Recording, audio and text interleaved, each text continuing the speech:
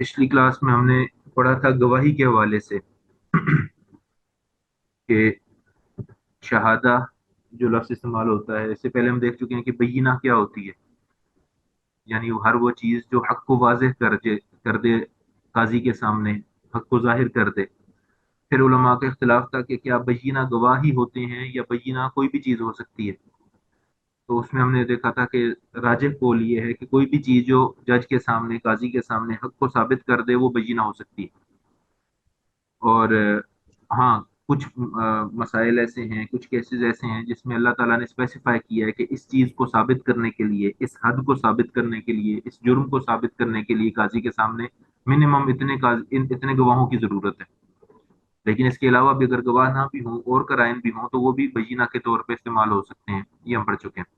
اس کے بعد پھر ہم نے دیکھا تھا کہ گواہی ہوتی کیا ہے، شہادہ کا لغوی معنی کیا ہے۔ وہ آپ نے پچھلی کلاس میں دیکھا کہ اس کے 6 لغوی معنی ہیں۔ آپ میں سے کوئی بتائے گا، ان میں سے چند ایک کوئی مجھے بتا دیں کہ گواہی کا لغوی معنی کیا ہے؟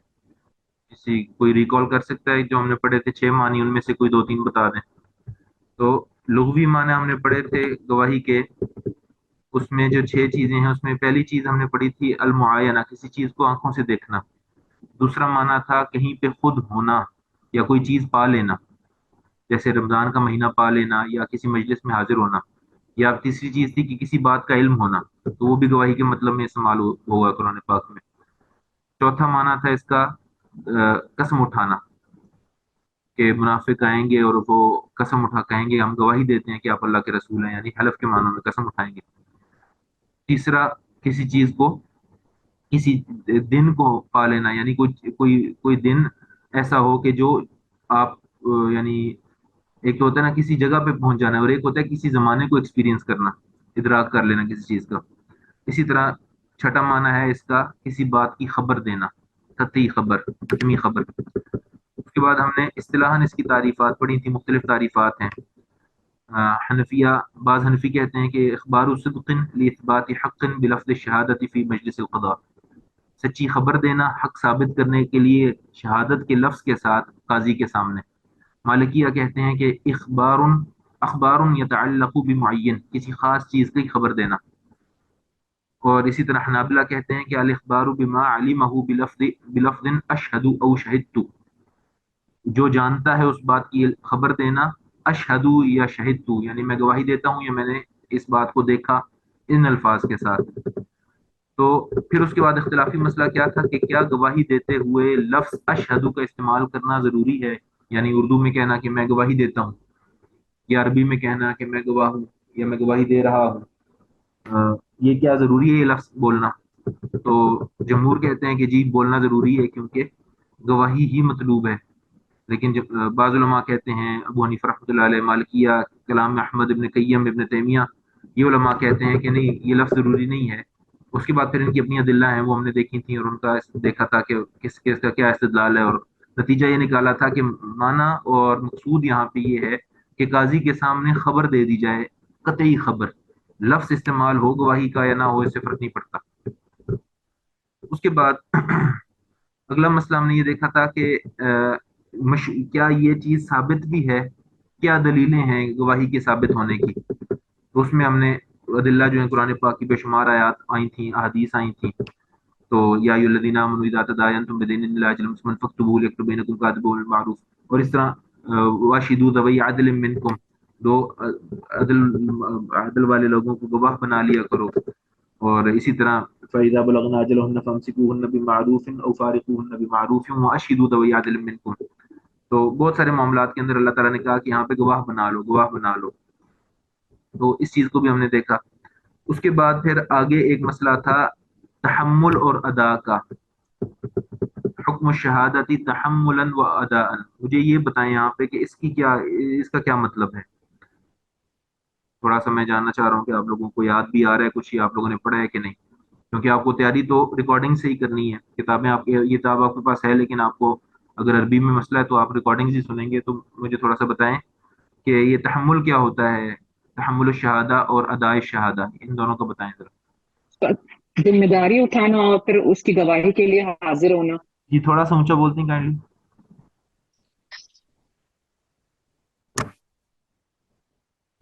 उस्ताद आवाज कट रही है। जी बोलिए अब। जी उस्ताद, आप ये पूछ रहे हैं कि तहम्मुल और अदा का। जी जी मैं,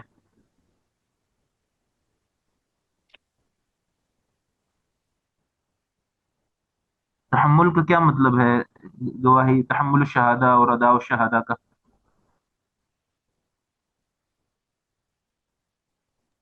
कि वो गवाही देने के लिए वहां पे जाए जहां उसको बुलाया जा रहा है। सही, ये अदा शहादा हो गया। और तहम्मुल का क्या मतलब है?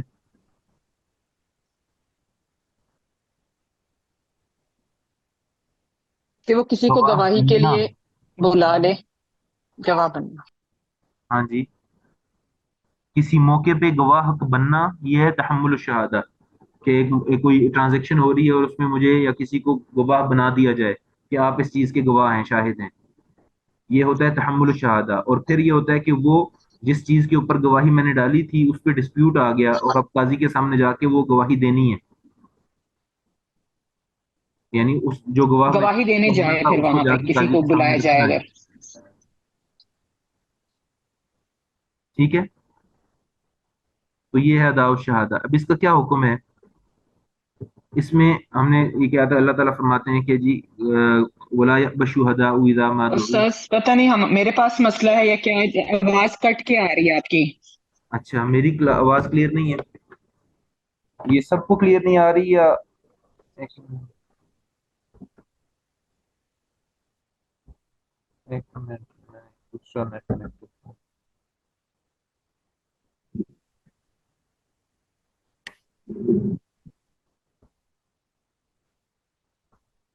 अब आ रही है आवाज बेहतर? जी उस्ताद अब आ रही, लेकिन पहले बहुत कट रही थी, वाज़ेह नहीं हो रही थी चलो बात। अल्लाह करे अब ठीक आती रहे। अच्छा जी। उस्ताद जैसे आपने ये कहा था कि लिखत पढ़त कहीं हो रहा हो और कोई जैसे किसी को गवाह बनाना चाह रहा हो, तो फिर वो उसकी मर्जी है कि वो आए और वहां गवाह बने। और दूसरी बात ये, हम्म, अगर किसी ने कुछ देखा हो तो उसको जबरदस्ती गवाह नहीं बनाया जा सकता, उसकी मर्जी उसमें शामिल होनी चाहिए सही कि वो खुद गवाह बन रहा है या खुद आके इसकी जिम्मेदारी उठा सही। रहा है। तो गवाह का बनना ये मुराद है तहम्मुल शहादा से। वह हुआ अन युदअ लियशहद व यस्तहफिज शहादा। ये तहम्मुल के आगे जो लिखा है कि उसको बुलाया जाए ताकि गवाह बने और गवाही को महफूज कर ले। वल अदाउ वहुवा अन यद्दई लियशहद बिमा अलिमहु वस्तहफज़ इय्याहु। और फिर अदा ये है कि इंसान ने जो गवाह जिस चीज पे बना है उसको जाके काजी के सामने बयान कर दे कि मैं इस बात का गवाह था और मैं ये बात जानता हूँ और मैं अब आपके सामने गवाही दे रहा हूँ। तो आपने ठीक कहा, जजाकल्ला। तो इसके बाद ये था कि क्या इन चीज़ों का क्या हुक्म है? तो दलील तो ये है कि ये दोनों चीज़ें जो हैं कि अल्लाह ताला फरमाते हैं कि वला यअबशुहदाउ इज़ा मा दुउ, जब गवाहों को बुलाया जाए तो वो इनकार ना करें। और साथ ही ये भी कहा गया कि वला युदर्र कातिबुन वला शहीद, लिखने वाले को और गवाही देने वाले को तकलीफ ना दी जाए। यानी तकलीफ में ये भी है कि ज़बरदस्ती उनसे गवाही ना दिलवाई जाए। तो तकलीफ में ये भी है कि उनको किसी किस्म का डराया धमकाया ना जाए इन हवाले से, या उनको अपनी तरफ से इन्फ्लुएंस ना किया जाए कि जैसी गवाही वो देना चाहते हैं उसकी बजाय तुम वैसी गवाही दो जैसे हम तुमसे दिलवाना चाहते हैं। यानी उसमें कोई रद्द-बदल ना उनसे करवाया जाए। जिस तरह से उन्होंने उस चीज़ को महफूज किया है, समझा है, देखा है, उसी तरह वो बयान करेंगे। तो इसी तरह से ये हमने पढ़ा था। फिर उसमें अ, ये बातें आई थी कि क्या अगर किसी को गवाह बनाया के लिए बुलाया जाएगा तो क्या उसके लिए जाना लाजिम है? तो उसमें एक बात तो ये थी कि अगर गवाह मौजूद हों, यानी एक मजलिस के अंदर 5 लोग मौजूद हैं और दो ने गवाह बनना है, तो फिर यहाँ पे तो आप मुतय्यन ना करें, वॉलंटरली जो भी उनमें से आके गवाही दे दें उनको वेलकम कर लिया जाए। लेकिन अगर एक मजलिस में 2 गवाहों की जरूरत है और दो ही मौजूद हैं लोग, तो उनको फिर कहा जा सकता है, रिक्वेस्ट की जा सकती है कि आप ही आए मुतय्यन लोग। इसी तरह से अगर एक चीज के 6-7 लोग गवाह हैं, तो उनमें से अगर कोई भी गवाही देने के लिए नहीं आएगा मजलिस में तो सब गुनाहगार होंगे। लेकिन अगर 2 बंदे आ जाएंगे या जितने मतलूब है वो आ जाएंगे, तो फिर वो कोई भी गुनाहगार नहीं होगा। और अगर कोई गवाह किसी मुशक्कत की वजह से या किसी खौफ की वजह से गवाही नहीं देना चाहता तो उसके ऊपर भी जबरदस्ती नहीं की जा सकती। तो ये मुद्दई अगर गवाह अपने ले आएगा तो वेल एंड गुड, उसके हक में बात जा सकती है। और अगर नहीं ला सकता और किसी को डर है कि मैं अगर गवाही दूंगा तो मुझे तकलीफ पहुंचेगी, मुझे जान का खतरा है, तो फिर उसको ऊपर लाजिम नहीं है कि वो गवाही दे, बेशक उसकी जान चली जाए। ये मुख्तसरन हमने पढ़ा था। उसके बाद कि اچھا اب یہ مسئلہ کیا ہے کہ حکم من کان عنده شہادہ ولم يدعى الى القيام بها هذا ينقسم على وجهين. ایک بندہ ایسا ہے کہ جو گواہ ہے کسی موقع کا، یعنی اس نے تحمل شہادہ کر لیا، اس کے پاس یعنی ایک واقعہ ہوا یا ایک انسیڈنٹ ہوا، اس کا وہ گواہ ہے، لیکن اب اس کو بلایا نہیں جا رہا کہ تم آ کے گواہی دو. تو اب کیا اس کے ذمے ہے خود سے جانا؟ تو کہہ رہے ہیں کہ اس میں اس کو آپ تھوڑا تقسیم کر لیں. پہلی بات یہ ہے کہ کیا وہ ان یکون حقا للہ، کہ گواہی جو دینی ہے وہ اللہ کے حق کو ثابت کرنے کے لیے دینی. دوسرا ہے ان یکون حقا لآدمی، دوسرا ہے کہ وہ جو حق ہے جس کے لیے گواہی دینی ہے وہ کسی بندے کا حق ہے. فاما ان كان حقا للہ عز وجل فانه ينقسم الى قسمين. اگر اللہ کا حق ہے تو پھر اس کی دو قسمیں ہوں گی، کہ اگر اللہ کا حق ہے تو اس میں دو قسمیں ہوں گی. پہلی قسم کیا ہے کہ قسم لا يستدام فيه التحریم، کہ ایسی قسم کی کوئی معاملہ ہے جس میں کوئی حرمت نہیں ہے، یعنی اس کی گواہی دینے سے یا اس بات کے ثابت ہونے سے کوئی پکا پکا کوئی فیصلہ نہیں ہونے جا رہا، کسی کی زندگی پہ کوئی ایسا افیکٹ نہیں آ رہا جس سے اس کی زندگی بدل جائے گی یا اس کا جو نوعیت ہے اس کے رشتے کی وہ بدل جائے گی. وہ قسم یستدام فیہ التحریم، اور ایک ایسی قسم بھی ہو سکتی ہے کچھ واقعات کی کہ جس میں کوئی چیز ہمیشہ کے لیے حرام ہو جائے گی. اب آگے مثال دیں گے تو آپ کو بات سمجھ آئے گی. فاما ما لا یستدام فیہ التحریم، یعنی ایسی چیز جس میں کوئی چیز ابدی طور پہ حرام نہیں ہو رہی. کیا مطلب؟ کالزنا، کسی نے کسی کو بدکاری کرتے ہوئے دیکھا، وشرب الخمر، یا کسی کو شراب پیتے ہوئے دیکھا، وما اشبہ ذلک، یا اس طرح کے کسی گناہ کو کا مرتکب ہوتے کسی کو دیکھا.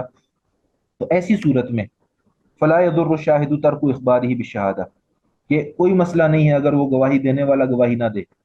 کیوں؟ کہ یہ کسی بندے کے عیب کو چھپانے کے لیے وہ گواہی نہیں دے رہا، بلکہ اس کا تو نبی پاک صلی اللہ علیہ وسلم نے حکم دیا ہے کہ اگر کوئی ایسا گناہ دیکھا بھی ہے تو نہ دو گواہی. لأن ذلك ستر ستره الله عليه، والأصل في ذلك قول الرسول صلی اللہ علیہ وسلم لہزال فی قضیت معز ہلا سترتہ بردائک، کہ نبی پاک صلی اللہ علیہ وسلم کا اس میں قول کیا ہے، فرمایا کہ یہ ایک پردہ ہے جو اللہ تعالیٰ نے بنایا ہے اور اس پردے کو باقی رہنا چاہیے. نبی پاک صلی اللہ علیہ وسلم نے ہزال کو فرمایا تھا ماعز کے قصے میں کہ کاش تم گواہی نہ دیتے اور اس کے اوپر پردہ رہنے دیتے اور اس کو سزا نہ ملتی. قال ابن رشد هذا في حق من يندر منه ذلك، اما من كثر منه ذلك وعلم انه مجتهد ولا ينفك عنه فينبغي انه ان يشهد عليه ويعلم الامام بذلك. یہ کہہ رہے ہیں کہ ایسے ان لوگوں کے لیے ایسے کیا جائے گا جو کبھی کبھار جن سے گناہ ہو. ابن رشد کیا فرماتے ہیں کہ جن لوگوں سے کبھی کبھار، یعنی کسی سے اللہ معاف کرے غلطی سے ایک بار اس نے شراب پی لی، تو ایسے بندے کے اوپر اگر کوئی گواہ ہے تو اس کو چاہیے کہ وہ گواہی نہ دے. کیوں؟ کہ گواہی دے، اگر نصاب پورا ہو گیا گواہی دے دی، اس کو سزا تو مل جائے گی لیکن وہ بندہ بدنام ہو جائے گا. اللہ یہ چاہتا ہے اور اللہ کے رسول صلی اللہ علیہ وسلم یہ چاہتے ہیں کہ یہ بندے کا عیب جو ہے یہ چھپا رہے. اور سزا صرف اس لیے رکھی ہے کہ اگر کسی کا عیب نہ رہے تو ایٹ لیسٹ جب لوگوں کو پتہ لگ گیا تو پھر اس کو اس گناہ کی سزا مل جائے تاکہ باقی لوگ آئندہ وہ گناہ نہ کریں. لیکن اس طرح کے پرسنل جو گناہ ہیں اس کے حوالے سے اللہ یہی چاہتے ہیں، رسول اللہ بھی یہی چاہتے ہیں کہ ایسی چیزوں پہ پردہ ہی ڈلا رہے، کوئی دوسرے کے عیب کے اوپر سے پردہ دری نہ کرے، بلکہ جو خود سے عیب پردہ دری کرے، کسی کی بات دیکھ کے سن کے آگے پھیلائے یا سنی سنائی بات پھیلا دے، یہ تو اللہ کے نزدیک مبغوض لوگ ہیں. یعنی جو بندوں کے پردے چاک کرتا ہے قیامت والے دن اللہ اس کے پردے چاک کرے گا. کوئی بندے کا اگر عیب بتاتا ہے تو اللہ تعالیٰ قیامت والے دن اس کو ذلیل کرے گا.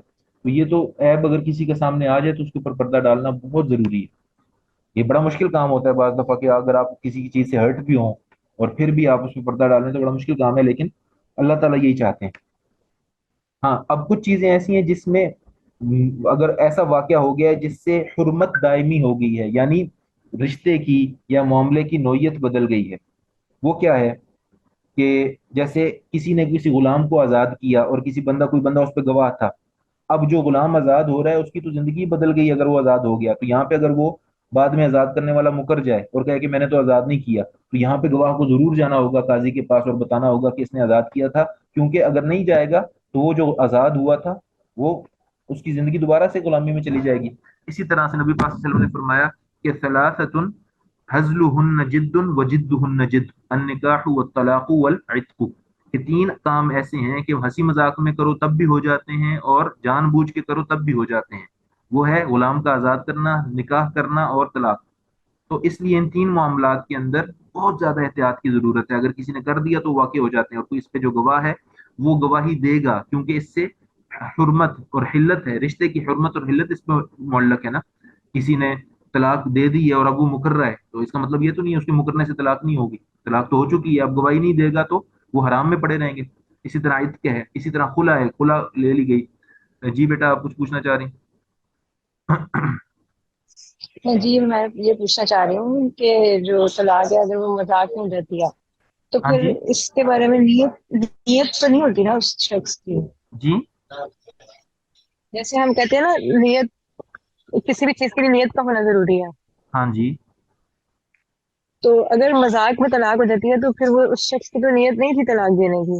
نہیں بیٹا بات یہ ہوتا ہے کہ نیت سے مراد یہ نہیں ہے کہ اس نے یعنی وہ چاہتا تھا, مطلب یہاں پہ نیت سے مراد یہ ہے کہ کیا جب وہ بول رہا تھا تو اس کو پتا تھا کہ وہ کیا بول رہا ہے, یہ پتا ہونا کافی ہے. اسی لیے تو یہ نازک معاملات ہے نا, کسی کے غلام کو آزاد کرنا, کسی کا, یعنی اللہ معاف کرے کوئی بندہ کہتا ہے کہ جی, کسی کو کہتا ہے کہ جی میں اپنی بیٹی کی شادی آپ سے کرتا ہوں, کوئی بندہ کہتا ہے اگر, اور دوسرا بندہ آگے سے کہتا ہے ٹھیک ہے جی میں قبول کرتا ہوں, تو اگر بیٹی راضی ہو جائے تو یہ نکاح ہو جاتا ہے. یا بیٹی نے اگر پہلے سے ہی رضامندی دی ہو کہ والد صاحب میرے جس سے چاہیں نکاح کر دیں, تو یہ نکاح ہو جاتا ہے اس طرح. اسی طرح سے کوئی بندہ اگر اللہ معاف کرے, اب وہ سیریس ہے یا نہیں ہے, یہ تو یہ ایسے معاملات ہیں کہ اس میں نان سیریسنس کی اجازت ہی نہیں ہے. تو یہ حدیث شریف میں آتا ہے کہ یہ تین معاملات ایسے ہیں کہ ہنسی مذاق میں کرو. ہاں اگر کوئی بندہ سوتے ہوئے کہہ رہا ہے تو obviously اب اس کی نیت نہیں ہے, کیونکہ اس کو نہیں پتا وہ کیا کہہ رہا ہے. یا کوئی بندہ بے ہوشی میں کہہ رہا ہے تب بھی اس کو نہیں پتا, یا کوئی بندہ ہے ہی پاگل, تو اس کو تو obviously اس کی بات کا اعتبار نہیں. لیکن وہ بندہ جو جس کو پتا ہے کہ وہ کیا بول رہا ہے, وہ اگر مذاق میں بھی بول دے گا تو یہ کام ہو جائے گا. تو اسی لیے ان چیزوں کے اندر بہت زیادہ احتیاط کی ضرورت ہے. اسی لیے اللہ تعالیٰ نے یہ جو معاملہ ہے نا, خاص طور پہ طلاق کا, یہ اللہ تعالیٰ نے مردوں کو دیا ہے, کیونکہ مرد جو ہیں وہ کم جذباتی ہوتے ہیں, زیادہ چلاک ہوتے ہیں, اور خواتین جذباتی زیادہ ہوتی ہیں, سمجھدار یا چلاک کم ہوتی ہیں.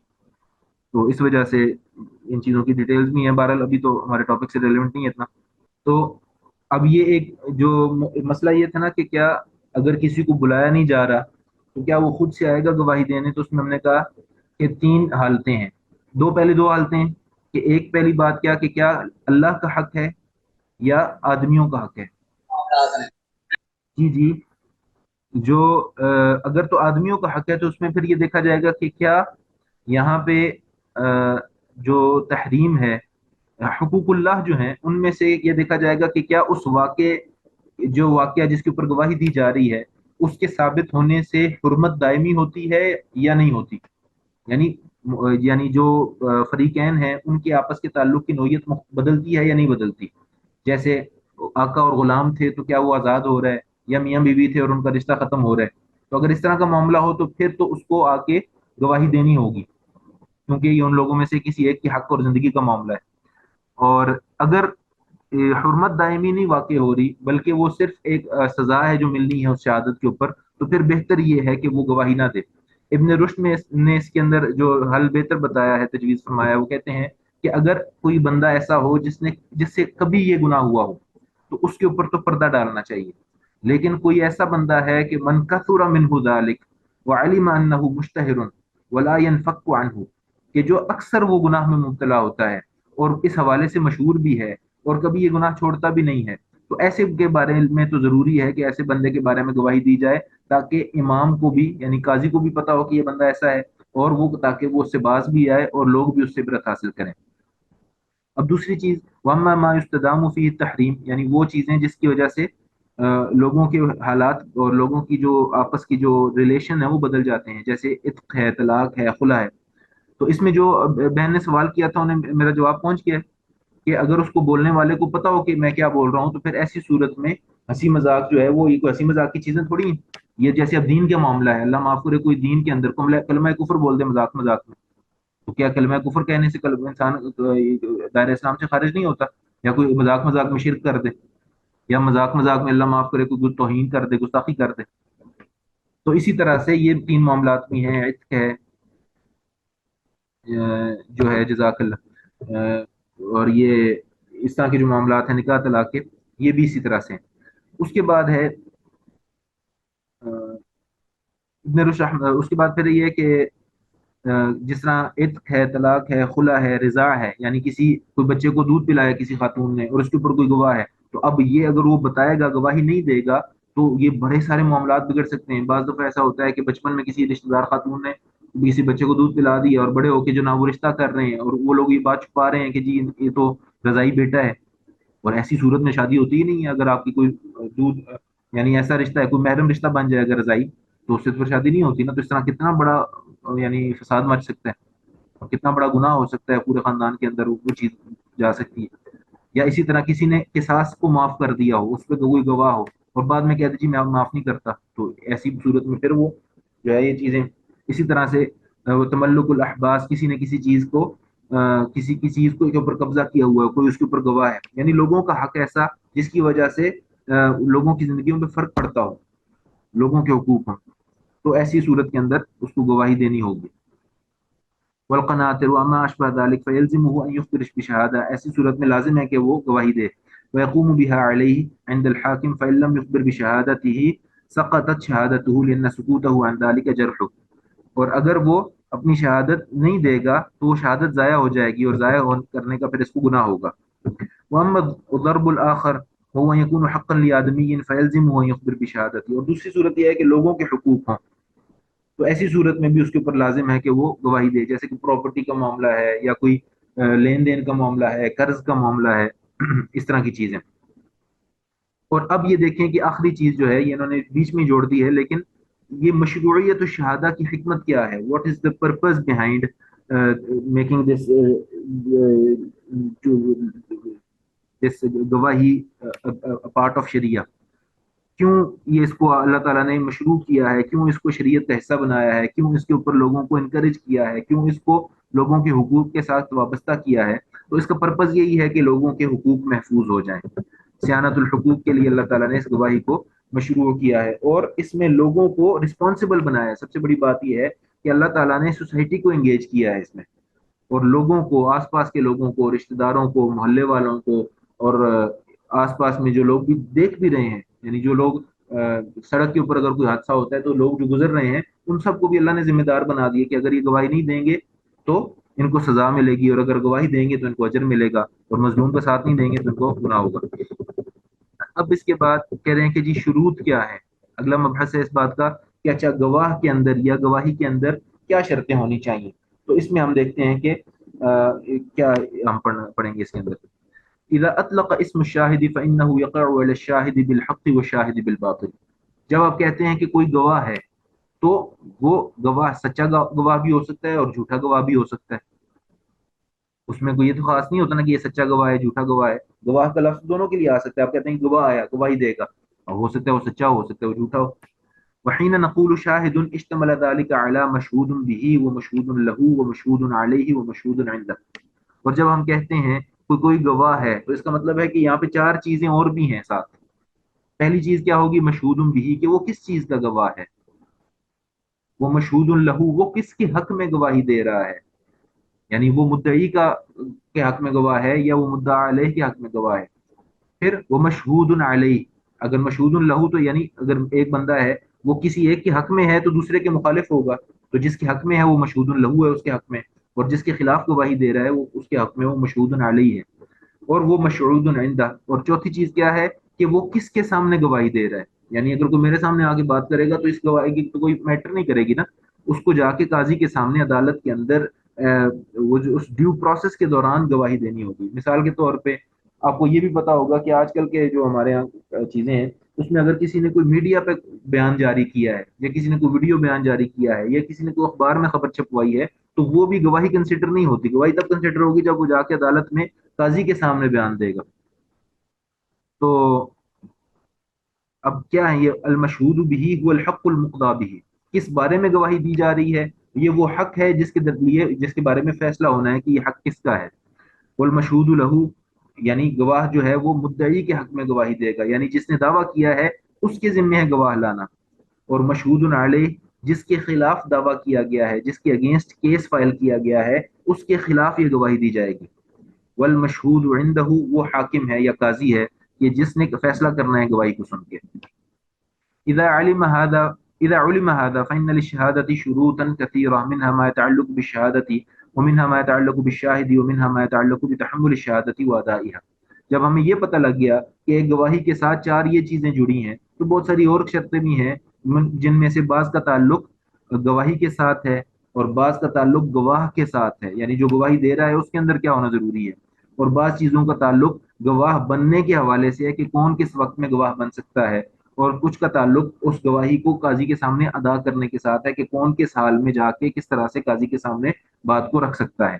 ومنها ما يتعلق بالمشهود به، اور بعض چیزوں کا تعلق ان کیسز کے ساتھ ہے، مثال کے طور پہ قرض کے حوالے سے دو گواہ چاہیے، اور اللہ معاف کرے اگر زنا کی جو حد ہے اس کے لیے چار گواہ چاہیے، اور اسی طرح سے جو مالی معاملات ہے اس میں کم از کم ایک مرد اور دو خواتین کی گواہی چاہیے۔ تو اس طرح سے مشہود بھی سے بھی معاملہ مختلف ہو جاتا ہے کہ شرعاً کتنی گواہیاں جو ہیں وہاں پہ وہ مطلوب ہیں۔ اور ومنها ما يتعلق بالمشهود له ومن هذه الشروط ما هو متفق عليه بين الفقهاء ومنه ما مختلف فيه، اور ان میں سے بعض شرائط ایسی ہیں جو متفق علیہ ہیں اور بعض ایسی ہیں جن میں اختلاف بھی ہے۔ وسنذكر فيما يلي اهم تلك الشروط بايجاز لان الدخول في تفصيلاتها يخرجنا عن موضعنا وان كان بعض تلك الشروط سياتي تفصيله ضمن مباحث وفصول من صميم الموضوع كما سنشير الى ذلك هنا۔ تو ہم کہہ رہے ہیں کہ بالکل اختصار کے ساتھ بعض شروط کا تذکرہ کریں گے، کیونکہ اس کی تفصیل میں چلے گئے تو پھر آگے سارا وہ کام جو ہے بیچ میں رہ جائے گا، اور یہاں پہ یہ دیکھیں نا اللہ اجر عظیم عطا فرمائے فقہا کو اور علماء کو، جنہوں نے دین کی تمام چیزوں کے بارے میں تفصیلاً یعنی تحقیق کر کے اور ان کی ادلہ کو چھان کے اور چیزوں کے اوپر جو ہے قواعد اور استنباط کا اطلاق کر کے ہر ایک چیز کو ایسے واضح کر دیا ہے، اور یعنی کسی اللہ کے دین کو آگے پہنچانے کا، سمجھنے کا، سمجھانے کا اور اس کو لوگوں تک پہنچانے کا حق ادا کر دیا۔ اللہ تعالیٰ ہمیں بھی اب توفیق دے کہ ان چیزوں کو ہم پڑھیں، سیکھیں اور اپنی زندگیوں میں لے کے آئیں، اور اپنے ملکوں میں ابھی یہ جو چیزیں ہیں یہ تو حکومتوں کو قائم کرنے کی چیزیں ہیں نا، کہ قضاء کا نظام جو ہے وہ اللہ کے تعلیمات کے مطابق ہو۔ اللہ اور اس کے رسول نے تو ہر چیز پہنچا دی ہم تک۔ اچھا جی، پہلی شرط کیا ہے جی؟ الاسلام۔ يشترط في الشاهد أن يكون مسلما وهذا شرط متفق عليه عند جمهور الفقهاء رحمهم الله تعالى، فيخرج بذلك شهادة الكافر على المسلم فإنها مردودة إلا في الوصية في السفر عند فقد المسلم عند الحنابلة، وسيأتي تفصيل هذه المسألة في فصل القضاء بشهادة الكفار۔ پہلی شرط کہتے ہیں کہ جی شاہد کا، گواہ کا مسلمان ہونا ضروری ہے، کب؟ جب اس نے مسلمانوں کے درمیان گواہی دینی ہو۔ لیکن اس میں سے نکل جائے گا کیا کہ اگر کافر نے گواہی دینی ہو مسلمان، یعنی کافر مسلمانوں کے خلاف یا مسلمانوں کے معاملے میں گواہی نہیں دے سکتا۔ اب یہ کیوں ہے شرط؟ آپ مثال کے طور پہ آپ اگر آپ دنیا کے آج کل کے معاملات دیکھیں تو آپ کہتے ہیں جی اس سے کیا فرق پڑتا ہے کہ بتانے والا، گواہی دینے والا کون ہے؟ یہ لوگ اس سوال کر سکتے ہیں نا کہ جی کیوں کوئی کافر مسلمانوں کے معاملے میں گواہی نہیں دے سکتا؟ تو اس کی ایک وجہ تو یہ ہے کہ یہ معاملہ ہے مسلمانوں کی عدالت کا، اور مسلمان جو کچھ کہہ رہے ہیں یہ صرف یا دنیا کے اندر اس کے اوپر اثر مرتب نہیں ہوگا، بلکہ ان کی اس بات کا اثر مرتب ہوگا آخرت میں بھی۔ اگر کوئی سچی گواہی دینے والا ہے تو اس کو آخرت میں اس کو اجر ملے گا، اگر کوئی جھوٹی گواہی دینے والا ہے تو اس کو آخرت میں اس کا عذاب ملے گا، اور یہ بات گواہی دینے والوں کو بتائی جاتی ہے، ان کو پتہ ہے۔ تو اگر ہم اس کو اندر سے بنیادی شرط اسلام کی نکال دیں گے تو پھر یہ جو آخرت کا خوف ہے وہ تو بالکل ہی نکل جائے گا۔ پھر اس کے بعد دوسری بات یہ ہو جائے گی کہ پھر جو ہے یعنی جو اللہ تعالیٰ کے رسول نے صاف فرمایا ہے کہ ہم دنیا میں جو سنتے ہیں، جو دیکھتے ہیں، اس کی بنیاد کے اوپر فیصلہ کرتے ہیں۔ اگر کسی نے یہاں پہ ظلم کر دیا تو یہ نہ سمجھے کہ وہ کسی کا حق کھا لے گا یا کسی کے ساتھ ظلم کر کے وہ بچ جائے گا۔ تو یہ تو بات وہی مانتا ہے، یہ وہی گواہ مانے گا جس کو آخرت کا خوف ہے، اور اگر کوئی مسلمان بھی خوف نہ کرے تو obviously وہ گناہ گار ہوگا، وہ جہنم میں اس کے بدلے اس کو جلنا پڑے گا، یا اللہ اس کو جو بھی چاہے گا سزا دے گا، اور اگر وہ معافی مانگ لے اللہ چاہے تو اس کو معاف بھی کر دیں، لیکن وہ اللہ کے اختیار میں۔ لیکن بہرحال یہ خوف کفار کے اوپر نہیں ہوگا کہ وہ مسلمانوں کے حوالے سے کیا گواہی دیتے ہیں۔ تو اس لیے مسلمانوں کے معاملات کے درمیان یہ شرط ہے کہ اگر ہم نے گواہ بنانا ہے کسی کو، خاص طور پہ جب ہم اپنے اگریمنٹ کے حوالے سے یا نکاح کے موقع کے اوپر یا نعوذ باللہ اللہ نہ کرے طلاق کے موقع کے اوپر یا اس طرح کے واقعات جو کہ جرائم نہیں ہیں، بعض دفعہ ہوتا ہے نا کوئی جرم ہوا تو وہاں پہ ہم کہیں جی یہاں پہ تو مسلمانوں نے دیکھا ہی نہیں، تو وہاں پہ مسلمان نہیں ہوگا تو نہیں دیکھے گا obviously، اس کا مطلب یہ نہیں کہ وہاں پہ سزا نہیں دی جائے گی۔ لیکن وہ معاملات جہاں پہ تحمل الشہادہ ہے، جہاں پہ آپ نے خود سے اختیار سے گواہ بنانا ہے، جیسے مثال کے طور پہ نکاح کا معاملہ ہے، وہاں پہ آپ نے گواہ بنانے، یہ نہیں کہ آپ کہتے ہیں کوئی بھی گواہ بن جائے، وہاں پہ دیکھا جائے گا کہ عادل مسلمان ہو۔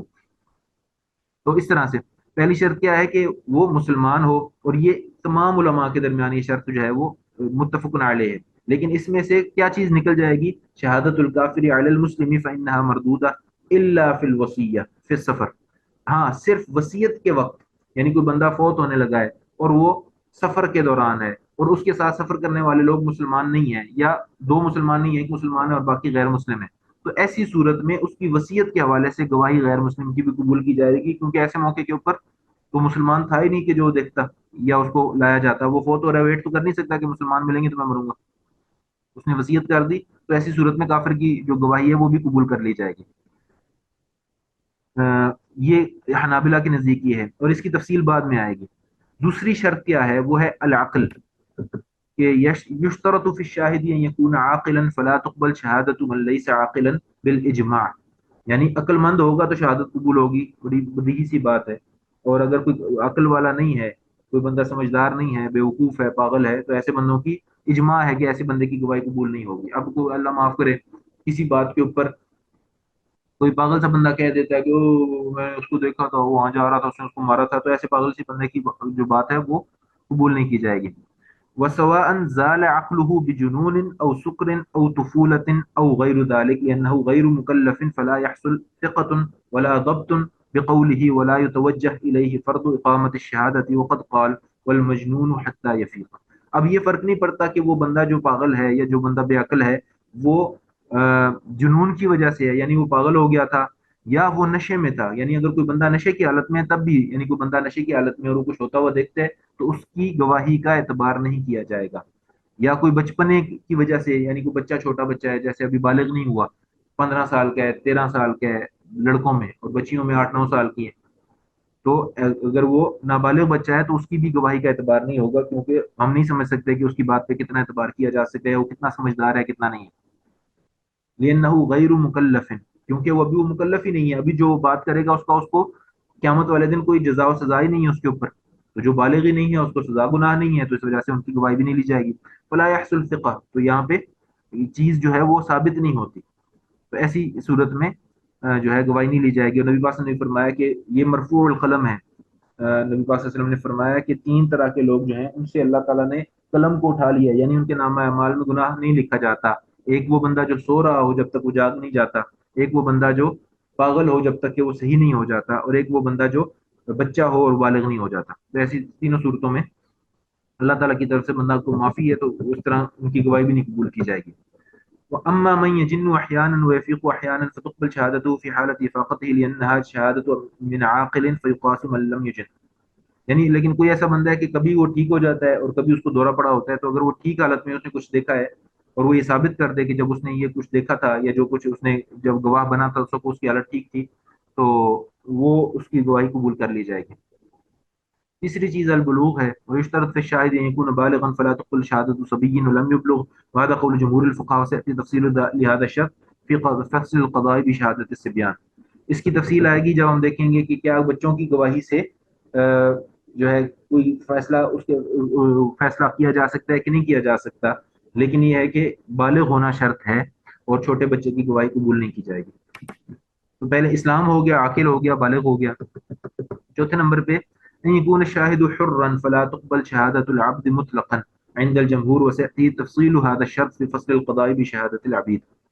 کہہ رہے ہیں کہ جمہور یہ کہتے ہیں کہ حر ہونا ضروری ہے، اور آج کل کے دور میں تو غلام رہے نہیں ہیں، پچھلے دور میں غلاموں کو اس لیے نکال دیا گیا تھا گواہ ہونے سے کیونکہ وہ بیچارے بہت زیادہ انفلوئنسڈ ہوتے تھے، ان کے اوپر 100 طرح کے، یعنی آپ وہ زبان منہ پہ آ کے وہ کہہ سکتے ہیں کہ جی ہمارے اوپر کوئی پریشر نہیں ہے، لیکن ان کو ہو سکتا ہے کسی نے کہا ہو کہ تمہیں آزاد کر دیں گے اگر تم یہ گواہی دو، یا انہیں کہا ہو کہ اگر تم نے یہ ایسی گواہی دی تو تمہیں ماریں گے، یا وہ پھر ایسے ہوتا ہے کہ سائیکولوجیکلی جو بندہ غلامی کی زندگی گزار رہا ہوتا ہے نا، وہ ویسے ہی انفلوئنسڈ ہوتا ہے، وہ مطلب اس کے پاس وہ جو آپ یہ کہہ لیں کہ جو ایکسپریشن کا جو پاور ہوتی ہے یا آبزرویشن کی جو پاور ہوتی ہے یا چیزوں کو آپ یہ کہہ لیں کہ ایک طرح سے چیزوں کو آبزرو کرنا اور چیزوں کو ایکسپوجر اس طرح سے نہیں ہوتا، وہ ان کا جو سائیکولوجیکلی بھی وہ لوگ بیچارے ڈپریسڈ ہوتے ہیں، اور سوشلی بھی وہ لوگ اتنے زیادہ ان کے اوپر برڈن ہوتے ہیں، اتنے زیادہ ان کے اوپر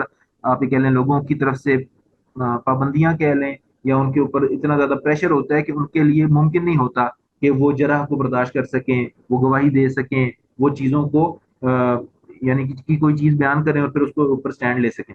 تو اس لیے یہ شرط بھی رکھی گئی ہے کہ وہ حر ہو، یعنی خاص طور پہ تحمل الشہادہ کے اندر کہ جب آپ نے کسی کو گواہ بنانا ہے تو آپ آزاد کو ایسے بندے کو بنائیں جو اسٹیبل ہے، جو عاقل ہے، بالغ ہے، مسلمان ہے، آزاد ہے، تاکہ وہ اس پہ کسی قسم کا کوئی انفلوئنس نہ ہو بعد میں۔ اس کے بعد خامسا ان يكون الشاهد عدلا وسياتي تفصيل ذلك في فصل القضاء بشهاده الفاسق، کہ اس کے بعد یہ تفصیل آئے گی کہ کیا فاسق کی گواہی سے کوئی فیصلہ ہو سکتا ہے یا نہیں ہو سکتا، لیکن بنیادی شرط یہ ہے کہ وہ عادل ہو، وہ جو بندہ ہے وہ پاک باز ہو، وہ شریف ہو، وہ گناہ گار مشہور نہ ہو، وہ جھوٹا مشہور نہ ہو، وہ فراڈیا مشہور نہ ہو۔ بعض لوگ ایسے ہوتے ہیں جن کی سمعہ، جن کی جو ہے نا، جو نوٹوریس ہوتے ہیں، جن کے بارے میں فیمس ہی ایسے ہوتا ہے کہ یہ ایسا ہے، فلاں ہے، فلاں ہے، تو ایسا بندہ نہ ہو۔ چھٹے نمبر پہ شرط کیا ہے؟ ان يكون الشاهد عالما بشهادته عند ادائها بدون خلاف، یہ چھٹی شرط یہ ہے کہ جب وہ گواہی دے رہا ہو تو اس کو پتہ ہو وہ کیا کہہ رہا ہے، یعنی اس کو علم ہو کہ وہ جو بات کر رہا ہے وہ اس کی تفصیل کیا ہے اور اس کے حوالے سے کیا اثر مترتب ہوگا، یعنی اس کی گواہی کی امپورٹنس کیا ہے اور اس کی گواہی کی ڈیٹیلز کیا ہیں، اور وہ جس چیز کی گواہی دے رہا ہے وہ یعنی وہ سرسری سی بات نہ ہو بلکہ وہ ان ڈیپتھ نالج ہو اس چیز کا، یعنی وہ گواہی اپنے علم کے ساتھ دے، یہ نہ وہ کہہ دے جی ہاں جی ہو رہا تھا کچھ ایسے، میں نے دیکھا تھا، مجھے لگتا ہے ایسے ہوا تھا، یعنی اس کو کوئی ایسے امبیگوٹی نہ ہو۔ اس کے بعد سابعاً ان يؤدي الشاهد شهادته بلفظ اشهد عند الجمهور، اور یہ ہم نے دیکھ لیا ہے کہ یہ اشہد کہنا ضروری نہیں ہے، یہ شرط جو ہے وہ جمہور کے نزدیک تو ہے لیکن یہ راجح یہ ہے کہ وہ کسی بھی لفظ سے دے سکتا ہے۔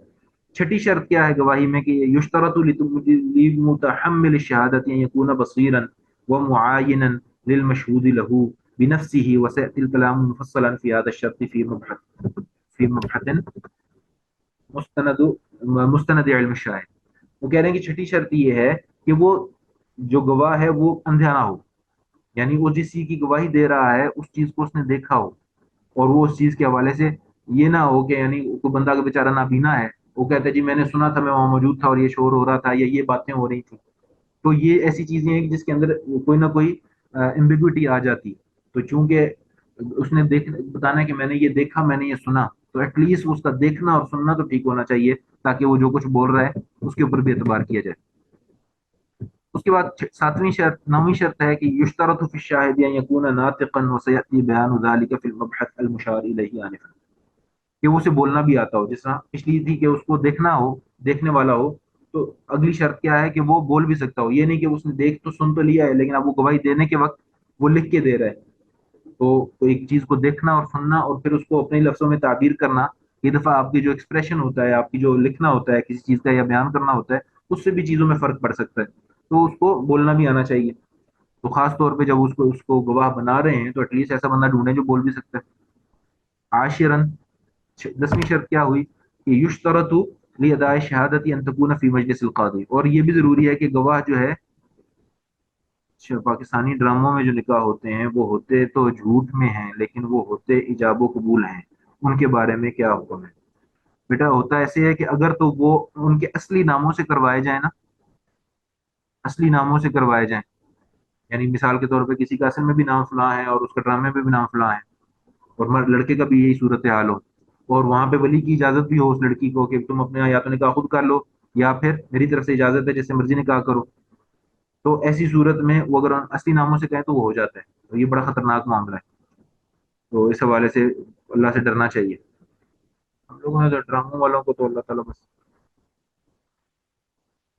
اللہ تعالیٰ رحم کرے۔ بہرحال یہ ہے کہ اس حوالے سے اچھا جی، 11ویں شرط ہے یشترط لاداء الشہادۃ ان یتعین علی الشاہد الاداء بان لم یوجد من یؤدی الشہادہ غیرہ لان الشہادۃ فرض کفایۃ۔ 11ویں شرط وہ کہہ رہے ہیں، 10ویں شرط تو یہ ہے کہ قاضی کے سامنے وہ گواہی دی جائے، اگر کوئی بندہ بیٹھ کے ویڈیو بنا رہا ہے یا بندہ بیٹھ کے اخبار والوں کو میڈیا میں جا کے بیان دے رہا ہے یا کوئی بندہ جا کے سڑکوں پہ اعلان کر رہا ہے تو یہ گواہی نہیں ہے، گواہی تب ہوگی جب وہ قاضی کے سامنے دے گا۔ اور پھر اس کے بعد ہے کہ جس بندے کے اوپر شہادت متعین ہوئی ہے، یعنی جس کو گواہ کنسیڈر کیا گیا ہے، اور جس کو عدالت نے اور دونوں مدعی اور مدعا علیہ نے یا مدعی نے کم از کم اپنی طرف سے گواہ متعین کیا ہے، وہ شاہ کی گواہی دے گا. لم یوجد من یؤتی الشہادہ غیرہ لان الشہادۃ فرض کفایہ، کیونکہ اگر یہ نہیں دے گا جا کے، اگر اس کے اوپر تعین ہو چکی ہے تو یہ فرض کفایہ ہے، اگر یہ نہیں دے گا تو یہ فرض جو ہے وہ ضائع ہو جائے گا. اس لیے تعین کرنا بھی ضروری ہے کہ میں فلاں بندے کو اپنا گواہ بناتا ہوں، یا جس کو گواہ بنایا جا رہا ہے اس کا نام لکھا جائے، اس کو بتایا جائے کہ یہ نہیں کہ کوئی بھی آ کے بعد میں گواہ بن جائے. متعین ہونا چاہیے کہ فلاں بن فلاں، اسی لیے نام لکھتے ہیں. اور آپ نے دیکھا ہوگا نکاح نامے میں بھی گواہوں کے نام لکھتے ہیں، ان کے آئی ڈی کارڈ نمبر لکھتے ہیں، ان کے سائن کراتے ہیں، اور میرا خیال ہے ان کی انگوٹھی بھی لگواتے ہیں. تو اتنی امپورٹنس بعض لوگوں کو ملتی ہے کسی اور کی شادی میں. اچھا جی، اس کے بعد 12ویں شرط کیا ہے کہ یشترط لاداء الشہادۃ عدم تکذیب الحس لها كأن تقوم البینہ علی موت شخص وهو موجود علی قید الحیات. اور 12ویں شرط کسی گواہی کے لیے یہ بھی ہے کہ وہ گواہی جو ہے وہ حواس کے مخالف نہ ہو. یعنی وہ ایک بندہ آ کے گواہی دے رہا ہے کہ جی میں گواہی دیتا ہوں کہ فلاں بندہ مر گیا، اور وہ بندہ موجود ہے، وہ بندہ زندہ ہے، تو ایسی صورت میں بھی وہ گواہی جو ہے وہ کنسیڈر نہیں ہوگی. تو اصل میں نا یہاں پہ تھوڑا سا جو مکس یہ ہوا ہے کہ گواہ کی کیا شرائط ہیں اور گواہی کی کیا شرائط ہیں، وہ ساری مکس ہو رہی ہیں. لیکن یہ ہے کہ آپ یہ ساری پڑھیں سمجھیں ان کو. آپ سے ہو سکتا ہے وائوا کے اندر پوچھا جائے کہ کوئی سی 5 بتا دیں، کوئی سی 10 بتا دیں، تو پھر وہ آپ کو آنی چاہیے کہ کیا کیا شرائط ہے. اگر ڈرامے میں نکاح نہ دکھایا جائے مگر لڑکا اور لڑکی اپنے اصلی ناموں کے ساتھ میاں بیوی کی ایکٹنگ کر رہے ہوں، تب ان کے نکاح نہیں، تب نہیں ہوتا. نکاح ہوگا، ایجاب و قبول ہوگی تو نکاح ہوگا. ایکٹنگ کرنے سے کوئی میاں بیوی نہیں بنتا، بے شک وہ اصلی ناموں کے ساتھ کریں. جی بیٹا آپ کچھ پوچھنا چاہ رہی ہیں نورین؟ جی استاذ، مجھے یاد آ رہا ہے، بہت پرانی بات ہے، شاید ہم چھوٹے تھے اس وقت، ایک ہی چینل ہوتا تھا پی ٹی وی کا، اس میں ایک ڈرامہ آیا تھا شاید ایک اور ایک کے نام سے. اس میں جو دو اداکاریں جو اس میں کر رہے تھے میاں بیوی کا کردار، وہ اصل میں میاں بیوی تھے، اور اس میں وہ ڈرامے میں وہ طلاق دیتا ہے. تو پاکستانی اخبارات میں بہت زیادہ اس معاملے کو بہت لکھا گیا ہے. اچھا علماء نے بھی کہا تھا کہ ان کی طلاق ہو گئی کیونکہ دونوں اصل میں بھی میاں بیوی تھے اور ڈرامے میں بھی، اور وہ اس کو طلاق دے دیتا ہے. لیکن وہ چونکہ وہ اس زمانے میں اتنا زیادہ سوشل میڈیا بھی نہیں تھا، لیکن یہ بہت عرصے تک اس واقعے کی جو ہے نا بازگشت آتی رہی کہ ان کا طلاق ہو چکا ہے، لیکن پھر وہ ساتھ اس ہی رہے ظاہر ہیں. یہ ہوتا ہے کہ اب تو اگر تو بچے بھی بڑے ہوں وہ گے. رحم کرے تو تو اس کا مطلب ہے کہ اللہ رحم کرے. اگر پتہ نہیں ہے اس کی ڈیٹیلز اب علماء ہی بتا سکتے ہیں، میں چپ ہو جاتا ہوں کہ اگر تو اللہ معاف کرے. اصل میں نا ہمارے یہاں لوگ نا اتنی امپورٹنس نہیں دیتے. ہم یہ بات کرتے ہیں نا جب علماء اس طرح کی بات کرتے ہیں، جی ایسے کریں گے تو ایسے ہو جائے گا، ایسے کریں گے، تو کہتے ہیں یہ دین میں اللہ نے اتنی سختیاں نہیں رکھی ہیں، مولویوں کو تکلیف ہے، یہ ہر چیز کو سخت بنا دیتے ہیں. اور یہی دنیا کو کوئی معاملہ ہو نا، مثال کے طور پہ ابھی کرکٹ میچ چل رہا ہو اور باؤنڈری کے اوپر فیلڈر کھڑا ہو کے کیچ پکڑے اور اس کا پاؤں ٹچ بھی ہو جائے تھوڑا سا باؤنڈری لائن کو، تو پھر وہ لڑائی کر دیں گے اور پوری دنیا ہلا دیں گے، جی جی اس کا چھکا ہو گیا تھا، اس کا پاؤں ٹچ ہو گیا تھا، اس نے کیسے اٹھ دے دیا. یا کوئی ہلکا سا 1 سینٹی میٹر بھی بالر کا پاؤں جو ہے وہ جو لائن بنائی ہوتی ہے انہوں نے بالنگ کرنے والی، اس سے آگے نکل جائے اور وہ تو کہہ دیں گے جی یہ تو نو بال تھی، اس پہ کیسے آؤٹ ہو سکتا ہے. وہاں پہ لائن کراس کریں گے تو ہو جائے گا. اور جناب اللہ کے معاملات میں اللہ کے دین کے احکام کے اندر کہتے ہیں کہ نہیں ہوتا، ایسے کیسے ہو سکتا ہے. ہمیں ان چیزوں کو سیکھنا چاہیے. اور لیکن بہرحال یہ ہے کہ پھر یہ ڈپینڈ کرتا ہے کہ انہوں نے اگر کسی نے نعوذ باللہ. بہرحال یہ مسائل ایسے ہیں کہ میں تو یہاں بیٹھ کے مفتی نہیں بن سکتا نا. اب یہ جس کا مسئلہ ہے ان کو فکر کرنی چاہیے، اور یہ تو ان کے لیے آسان بھی ہوتا ہے کہ اگر خدا نہ خواستہ کسی نے ایک طلاق ہو تو رجوع بھی ہو سکتا ہے، 2 طلاق کے بعد بھی رجوع ہو سکتا ہے. لیکن بہرحال یہ مسائل ایسے ہیں کہ جو علماء کو بتا کے انہیں سے اس کا جواب لیا جائے. تو میں اب یہاں پہ چونکہ یہ لوگوں کے نام آ گئے ہیں تو میں یہ تو نہیں کہہ سکتا کہ ہوئی ہے کہ نہیں ہوئی، اور نہ میں اتنا بڑا عالم ہوں، مفتی ہوں.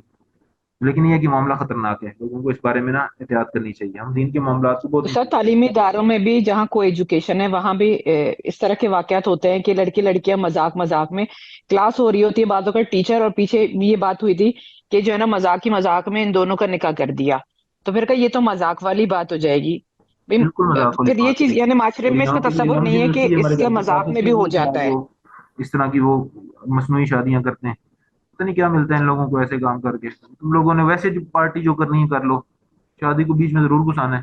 پھر کہتے ہیں یہ مولوی کون ہوتے ہیں بتانے والے.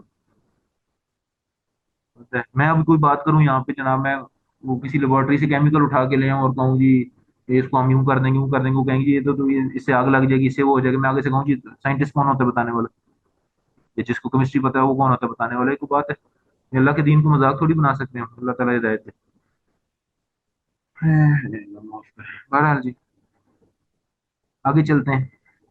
یشترط لاداء شہادت عدم تکذیب الحس لها، ایسی گواہی نہیں دی جا سکتی جو حواس کے خلاف ہو، یعنی جو چیز بالکل نظر آ رہی ہے، ایویڈنٹ ہے، obvious ہے کہ کسی کے بندے کی موت پہ گواہی دی جا رہی ہے اور وہ بندہ زندہ ہے۔ جی 13واں نمبر ہے جی یشترط فی المشہود به تعریفه باقصى ما يمكن فاذا كان حاضرا بمجلس الحكم عرف بالاشارة اليه، واذا كان غائبا فاما ان يكون منقولا او عقارا، فان كان منقولا فتعريفه في الشهادة كتعريفه في الدعوة، وإن كان عقارا عرف بحدوده كما في الدعوة۔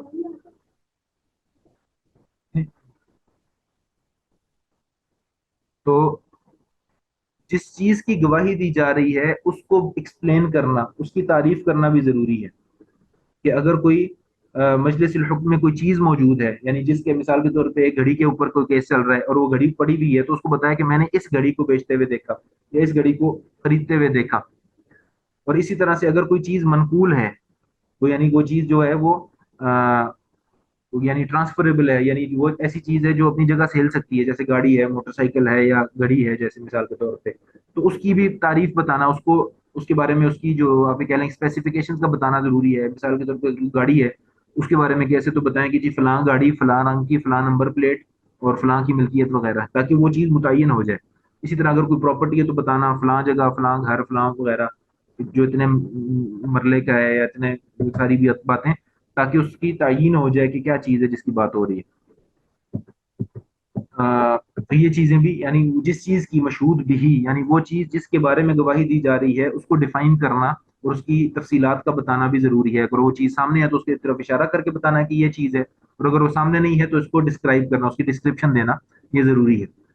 اسی طرح 14واں تو 14ویں شرط یہ ہے کہ یشترط فی الشاہد اللہ یکون متہما وان یکون ذا مروءۃ وسیأتی تفصیل لهذا الشرط ضمن تفصیل شرط العدالہ، کہ جو شاہد ہے، جو خود گواہی دینے والا ہے، اس کے لیے بھی یہ ضروری ہے کہ اس کے اوپر جھوٹے ہونے کا یا فاسق ہونے کا الزام نہ ہو، اور وہیں یکون ذا مروءۃ، وہ ایسا بندہ ہو جو باوقار ہو، یا ایسا بندہ نہ ہو جو مثال کے طور پر ٹک ٹاک پہ ویڈیوز بناتا رہتا ہے، یا جو بندہ کامیڈین بنا ہوا ہے اور جناب مسخرہ بن کے پھرتا رہتا ہے، یعنی ایسا بندہ جو نان سیریس بندہ ہے اس کی گواہی قبول نہیں ہونی چاہیے۔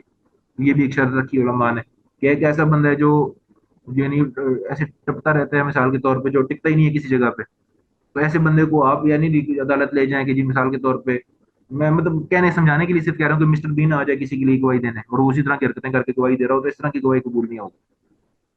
بہرحال یہ کہہ رہے ہیں کہ اس کی تفصیل عدالت میں آئے گی کہ عدالت سے کیا مراد ہے۔ تو 14 ہوگی۔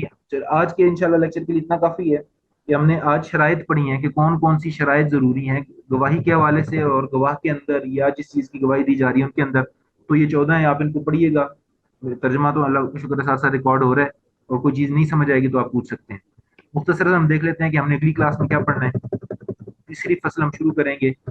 اچھا اب اس میں ایسے ہے کہ جو ہم نے پڑھا تھا کہ جیسے کفار کی گواہی نہیں ہوتی، لیکن اب اس میں ہم تھوڑی سی تفصیل پڑھیں گے کہ اگر کفار مسلمانوں کے قضیے میں گواہی دیں تو کن کیسز کے اندر ان کی گواہی قبول ہوگی، کن میں نہیں ہوگی۔ تو اس میں بہت ساری چیزیں کلیئر ہو جائیں گی، ورنہ مثال کے طور پہ آپ ویسے کہیں گے نا کہ جی کفار کی گواہی مسلمانوں کے حوالے سے قبول نہیں ہوتی، تو بندہ کہتا ہے کہ جی کیوں جی، اگر کسی کافر نے دیکھ لیا کسی کو کوئی جرم کرتے ہوئے تو کیا جرم نہیں ہوا؟ یا وہ کہتے ہیں جی آپ ڈسکریمنیٹ کیوں کر رہے ہیں؟ تو وہاں پہ پھر میں نے پہلی وجہ یہ بتا دی کہ اللہ تعالیٰ نے مسلمانوں کو اس لیے مسلمانوں کے درمیان گواہ بنایا ہے کیونکہ انہیں پتا ہے کہ ان گواہی کا جو امپیکٹ ہے وہ صرف اس کے لیے نہیں ہے جس کے اگینسٹ گواہی دی جا رہی ہے یا جس کے حق میں گواہی دی جا رہی ہے، بلکہ یہ جو ڈیڈ ہے یہ گواہ کی اپنی ڈیڈ ہے، اور یہ خود اس کے اوپر دنیا اور آخرت میں مسئول ہے۔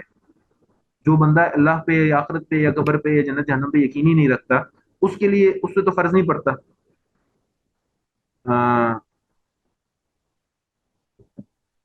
اگر فرضی ناموں کے ساتھ ڈرامے میں نکاح نہیں ہو سکتا تو اسی اصول کے مطابق فرضی ناموں کے ساتھ اصلی میاں بیوی کی طلاق بھی نہیں ہو سکتی ہوگی۔ جی فرضی ناموں کے ساتھ اصل میں نکاح تو جو ہے وہ نکاح میں تو نکاح خواں بتاتا ہے نا کہ آپ کو فلاں بن فلاں قبول ہے کہ نہیں قبول، لیکن طلاق کے موقع کے اوپر اس طرح کوئی درمیان میں بندہ ہوتا نہیں ہے جو بتا رہا ہو کہ آپ فلاں بن فلاں کو دیتے ہیں کہ نہیں دیتے. تو اس لیے عام طور پہ چونکہ اگر کسی کے سامنے ہے اس کی نعوذ باللہ اصلی بیوی اور وہ اس کو ایکٹ کرتے ہوئے بھی کہہ رہا ہے، تو وہاں پہ تو تعین ہے نا کہ وہی خاص خاتون موجود ہے اس کے سامنے جو اس کی اصلی بیوی ہے، تو وہاں پہ نام لے نہ لیں کام ہو رہا ہے. اس لیے میں نے کہا یہ فرق ہے. لیکن بہرحال اس چیزوں کی تفصیل جو ہے ہر ایک جو واقعہ ہوتا ہے اس کی ڈیٹیلز مفتیان کے نام کے سامنے رکھیں اور وہی فتویٰ دیں تو بہتر ہے. میں اس میں خاموشی اختیار کرتا ہوں. اچھا جی، تو ابھی ہم دیکھیں گے کہ آگے شہادت الکفار جو ہے اس کا وہی آپ اس کا کیا اس کی تفصیلات ہیں اور اس میں ہم کیا انشاءاللہ پڑھیں گے اگلی فصل کے اندر. آج جو کچھ ہم نے پڑھا ہے اس کے حوالے سے کوئی سوال کرنا چاہتا ہے، کوئی اعتراض کرنا چاہتا ہے؟ بیچ میں نے ایک بات کی تھی اور وہ بیچ میں بات کٹ گئی تھی، مجھے لگا ایسے کہ شاید یہ میری بات ایسی ہے جو میری کسی بہن کو ناگوار گزرے. میں نے یہ بات کی تھی کہ اللہ تعالیٰ نے مردوں کو عقل زیادہ دی ہے اور خواتین جذباتی زیادہ ہوتی ہیں. تو عام طور پہ بعض لوگ یہ سمجھتے ہیں کہ آ، یہ جب اس طرح کی نہیں، بات، یہ بات کافی حد تک درست ہے. ہاں نہیں میں اس لیے بات کر رہا ہوں کہ حدیث شریف میں جب لفظ آتا ہے نا ناقصات العقل، تو دین کے جو لوگ دشمن ہیں، جو لوگ دین کو بیچارے یا دین کے خلاف جو پروپیگنڈا سن سن کے نا بیزار ہو چکے ہیں، وہ پھر کہتے ہیں کہ جی دیکھیں اللہ تعالیٰ نے خواتین کو اس طرح کیوں کہا ہے. تو سائیکولوجیکلی یہ چیزیں اپروون ہے کہ کسی بندے کا جذباتی ہونا کوئی عیب تو نہیں ہے، لیکن اس کے جذباتی ہونے کی وجہ سے بعض دفعہ زندگی میں اس کو تکلیفیں پہنچتی ہیں. وہ زیادہ حساس ہوتا ہے، وہ زیادہ سینسیٹیو ہوتا ہے، وہ زیادہ روتا ہے، وہ زیادہ کڑتا ہے. اسی طرح کسی کا زیادہ عقل مند ہونا بعض دفعہ اس کو اوور سمارٹ ہو جاتا ہے کوئی بندہ تو پریشان بھی ہوتا ہے. تو یہ جنرلی. اور دوسری بات یہ ہے کہ مرد کو عام طور پہ وہ زیادہ سوسائٹی میں جاتا ہے. مثال کے طور پہ ایک لڑکا ہے نا، وہ بچپن سے جا رہا ہے، کبھی سودا لینے جا رہا ہے، کبھی ٹماٹر لینے جا رہا ہے، کبھی دہی لینے جا رہا ہے، کبھی دودھ لینے جا رہا ہے، کبھی پنچر لگوا رہا ہے لڑکا سائیکل کا، گاڑی کا پنچر لگوا رہا ہے. تو وہ لوگوں کی چلاکیاں روز دیکھتا ہے. لوگ روز اس کو بیوقوف بنا رہے ہوتے ہیں، روز اس کو دو لگا رہے ہیں، کیونکہ عام طور پہ معاشرے میں لوگ تو اسی طرح کرتے ہیں ایٹ لیسٹ ہمارے یہاں. تو اس کا نقصان کیا ہوتا ہے کہ فائدہ یہ ہوتا ہے کہ وہ پہچان جاتا ہے کہ لوگ کس طرح سے چکر دیتے ہیں. خواتین کا اس طرح کا انٹریکشن بہت کم ہوتا ہے، تو وہ جلدی بیوقوف بن سکتی ہیں. یعنی وہ آپ یہ کہہ لیں کہ جس طرح پنجابی میں کہتے ہیں جلی ہوتی ہیں، سادی ہوتی ہیں، تو ان کو لوگ جلدی باتوں میں. پھر اسی طرح سے یہ ان کی فطرت کے اندر ہے کہ کچھ لوگ ایسے ہوتے ہیں جن کو اپنے ایموشنز کے اوپر قابو زیادہ ہوتا ہے، اور بعض کو ایسے ہوتے ہیں کہ جن کو اپنے جذبات کے اوپر قابو نہیں ہوتا، وہ زیادہ جذباتی ہوتے ہیں، وہ جذبات کی روح میں بہہ جاتے ہیں. تو اللہ تعالیٰ یہ چیزیں سمجھتے ہیں، اسی لیے اللہ تعالیٰ نے چیزوں کو ان کنٹرول رکھنے کے لیے کچھ حدود رکھی ہیں، کچھ شرائط رکھی ہیں، کچھ میئرز ایسے لیے ہیں تاکہ لوگوں کی جان مال عزت زندگی سکون یہ چیزیں محفوظ رہیں. تو اس میں کبھی بھی یہ دماغ میں نہ آئے، کبھی بھی یہ دماغ میں نہیں آنا چاہیے کہ اللہ تعالیٰ نے ہمارے ساتھ یہ کوئی انصاف کیا ہے یا نہیں انصاف نہیں کیا. اللہ تعالیٰ ہمارا خالق ہے. جس طرح ہاں یہ ہوتا ہے کہ اللہ تعالیٰ نے یہ دنیا چونکہ جو ہے امتحان کی جگہ ہے، تو کسی کو اللہ نے زیادہ نعمتیں دی ہیں، کسی کو کم دی ہیں. تو زیادہ نعمتوں والا بھی اللہ کی طرف سے امتحان میں ہے اور کم نعمتوں والا بھی اللہ کی طرف سے امتحان میں ہے. ہر بندہ اپنے حالات کے مطابق اپنے حالات کے اندر اللہ کی طرف سے امتحان میں ہے. تو کوئی یہ نہ سمجھے کہ میرا امتحان مشکل کیوں ہے، اس کا آسان کیوں ہے. ہاں کئی دفعہ ایسے ہوتا ہے کہ امتحان مشکل ہوتا ہے لیکن پھر حساب آسان ہو جائے گا نا. نبی پاک صلی اللہ علیہ وسلم نے فرمایا کہ میرے ساتھ سب سے پہلے امت کے غریب لوگ اور نیک عورتیں جنت میں جائیں گی. اور نبی پاک صلی اللہ علیہ وسلم نے بھی فرمایا کہ مالداروں کا جب حساب ہوگا، جب مالدار لوگ قیامت والے دن کھڑے ہوں گے اور انہیں حساب دینا پڑے گا، تو وہ خواہش کریں گے کاش دنیا میں ہم اپنے جسم کو کینچیوں سے کتر دیتے. اتنی مشکل زندگی گزارتے کہ ہمارا جسم کترا ہوا ہوتا اور آج ہمیں یہ مشکل حساب نہ دینا پڑتا. تو یہ نبی پاک صلی اللہ علیہ وسلم کی حدیث ہے کہ کس طرح سے بعض دفعہ ایسے ہوتا ہے کہ اللہ تعالیٰ، نبی پاک نے فرمایا کہ اللہ نے کسی کے لیے جنت میں کوئی ایسا مقام رکھا ہوتا ہے جہاں پہ وہ اپنے اعمال سے نہیں جا سکتا، تو اللہ تعالیٰ پھر اس کی زندگی میں آزمائشیں ڈال دیتا ہے. تو وہ آزمائشیں اور وہ تکلیفیں جو ہیں وہ اس کو ان درجوں میں پہنچا دیتی ہیں. کئی دفعہ کوئی ایسی آزمائش کو تکلیف ساتھ لگ جاتی ہے جس کی وجہ سے اس کے ساتھ ساتھ گناہ دھلتے رہتے ہیں. تو یہ اللہ تعالیٰ وہ اسی طرح صحابیات نے ایک دفعہ سوال کیا تھا کہ جی مرد اس طرح جہاد بھی کرتے ہیں، جمعہ بھی پڑھتے ہیں، جماعت کی نماز بھی پڑھتے ہیں، ہمیں ہر چیز سے روکا گیا ہے. تو اللہ تعالیٰ نے قرآن پاک نازل فرمایا اور فرمایا کہ وَلَا تَتَمَنَّوْا عَلَىٰ مَا فَضَّلَ اللَّهُ بِهِ بَعْضَكُمْ عَلَىٰ بَعْضٍ، تم میں سے بعض کو بعض پہ اللہ نے جو فضیلت دی ہے اس کی تمنا نہ کرو. لِلرِّجَالِ نَصِيبٌ مِّمَّا اكْتَسَبُوا وَلِلنِّسَاءِ نَصِيبٌ مِّمَّا اكْتَسَبْنَ، مرد جو نیکیاں کریں گے اس کا اجر ان کو ملے گا، خواتین کو ان کا ملے گا. تمہیں جو چاہیے اللہ سے مانگو. دنیا میں تو جو حدود قدود ہیں ان کے اندر رہتے ہوئے مانگنا ہے، اور آخرت میں تم جب جنت میں چلے جاؤ گے تو پھر جو دل ہوا کرنا۔ تو اللہ تعالیٰ ہم ان چیزوں کو سمجھ کے، اللہ سے حسن ظن رکھ کے، اللہ سے تعلق بنا کے، اللہ کے دین کو سمجھ کے اور اس کے مطابق زندگی گزارنے کی توفیق عطا فرمائے۔